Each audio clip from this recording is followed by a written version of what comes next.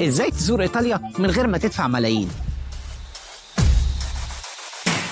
أنا ألبير سبتي، مسافر ومرشد سياحة في إيطاليا، واحفظ الفيديو ده علشان النصايح اللي فيه هتفيدك جدا. رقم 1 هي الفنادق، وده لو عايز توفر فيها يبقى تخرج سنة بسيطة عن وسط المدينة، بس خلي بالك لأن إيطاليا من البلاد السياحية والفنادق والشقق فيها غالية جدا. رقم 2 هي التنقلات، فلو انت فرد وحدك يفضل ان انت تتحرك بالمواصلات العامة، اما لو عددكم كبير فيفضل ان انتوا تتحركوا بسيارات خاصة. بس اهم حاجة تخلي بالكم من النشل اللي منتشر في المواصلات العامة في ايطاليا. ولو عايزين ما تتعبوش نفسكم وتطلعوا معنا رحلات، فاحنا رحلاتنا اليومية بنوفر فيها كل الخدمات. رقم 3 هو الاكل، ولو عايز تدفع اقل وتاكل افضل يبقى دايما تبعد عن وسط المدينة السياحي، لانه ببساطة اغلب المطاعم الموجودة في وسط المدينة السياحي هي فخ للسياح، اما عن اهل المدينة فعمرهم ما بياكلوا منها. اخر واهم نصيحة هو انت تنظم رحلتك بدري جدا علشان تلاقي افضل الاسعار.